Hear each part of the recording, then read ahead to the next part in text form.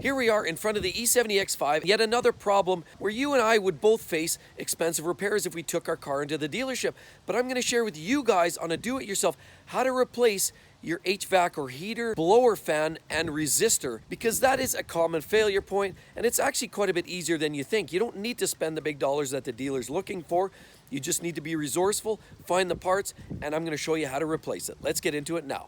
So is this a common problem that you're having too, where you've got your heater and you turn it on and there's no sound, nothing coming out of the vent, it's quiet. So there's a very good possibility that this problem actually has to do with your resistor or your blower motor. And the resistor happens to be mounted to the motor, so the majority of what I'm going to show you right now is more or less the same regardless of which part you're replacing. Now you can sometimes buy them as a combo unit because the resistor is mounted to the motor. You can buy it complete, or you can buy just the resistor, as the resistor is the most likely culprit. So you really need three major things for this repair. You need a Phillips screwdriver like this. You need something on a Torx T20. So this is a T20 bit. This is what you're going to need to remove some of the hardware. In this case, I'm using a ratchet and an extension. You could use even just a driver bit, but you need a T20. And in this case, I'm actually replacing the resistor. I'm not changing the motor. We're gonna try the resistor first, but like as I said before, it's more or less the same process up until you change this actual part. So here's a new one. The part number will be down in the description, but this is basically what it looks like. It's got these heat sinks on the back, and on the front, you'll notice it's got some little jut outs here, and you've got a couple of electrical connectors. So if you're not sure what you're replacing, this is your final resistor for your heater blower system. So you go through the front passenger side, open the door. Now where we're going to be working is down under here. So let's start by removing some of these screws. Use the Phillips screwdriver. Start over here. Over here. And then over here.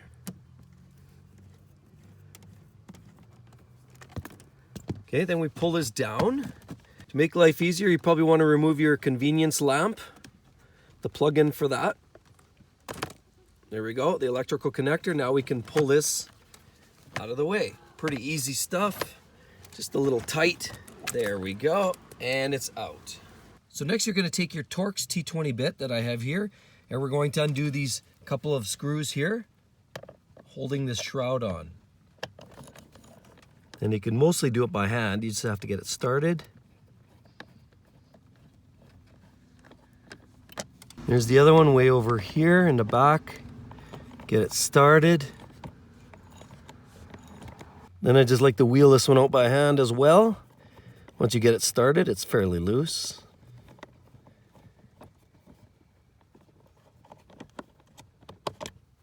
So after you get those two Torx out, you'll notice, you'll look up in here and you'll see the bottom of this shroud, and it's actually just clipped up on the output there of the fan. So we give this just a little tug,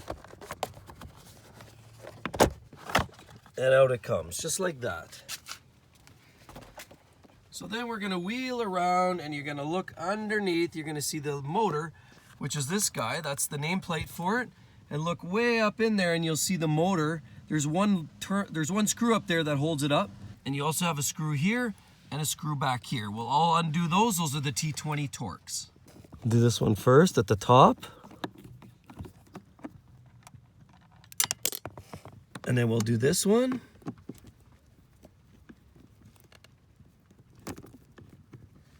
And then we'll reach the one way at the very back here and undo that with the same T20.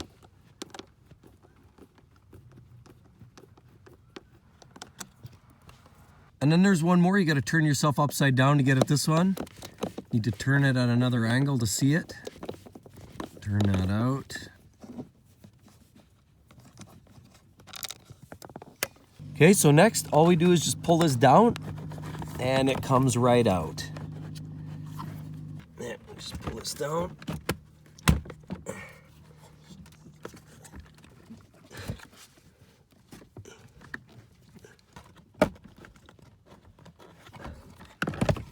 All right, so there we go. We've got the motor out, and here is the resistor that I'm talking about changing right there. So we'll swap that out with the new part.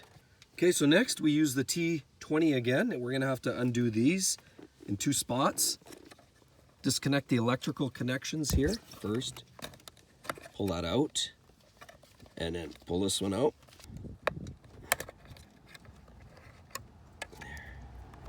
There we go.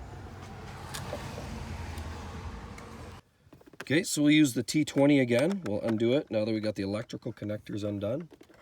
Undo the screw on this side. And on this side.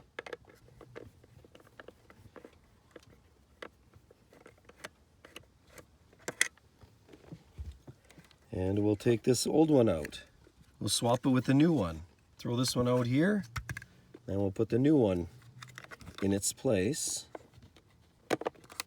There we go. Get the screw started. Tightening down with T20.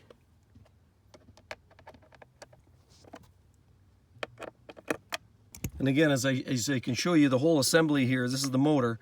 So if you actually have to replace the motor, well, this is the same process. If you're just doing the resistor like I'm doing today, that's the part that you're going to change. So let's put this electrical connector back in, and then we'll put in the other one as well.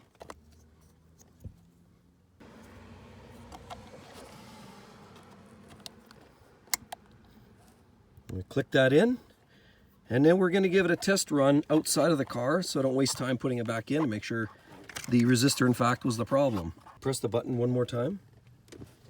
Look at that.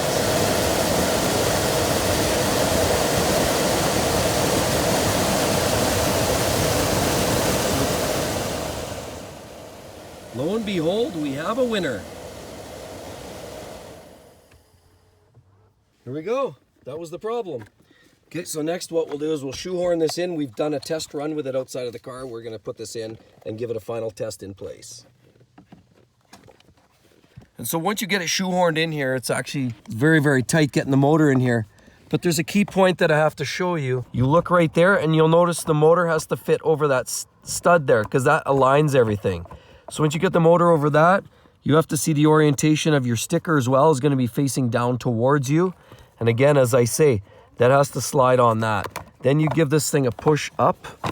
Now you're more or less locked in. Next you grab this tube and you orientate it up this way because this actually has to lock in with the fan motor. So this goes straight up and then you've got to refasten the screws. Then there's 2 Torx for that. Okay, and there's only 2 Torx T20s here. So we'll do the first one up right here. And the other one's back here.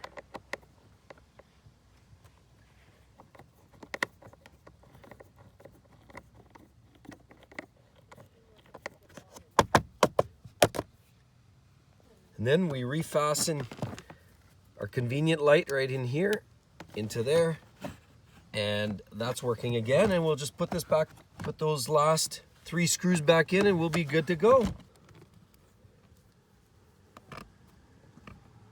That in there. Another one right there. Another one over there. Then we use a little Phillips screwdriver again. Turn that in there. And then we turn this in here and done. So the next thing is to actually test it. So let's check it on a few different speeds and then we should be good to go.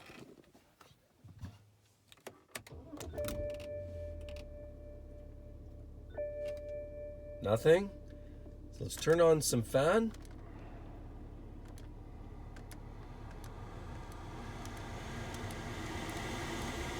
It's working.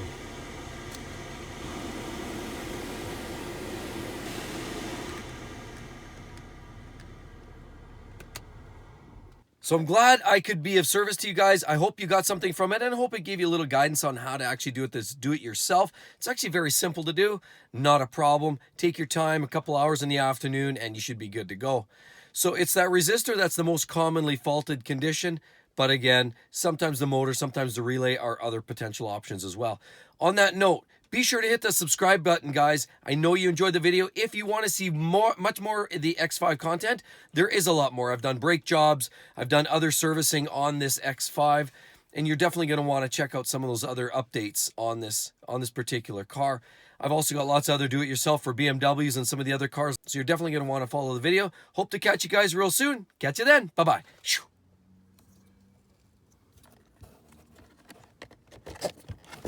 Turn it off, something.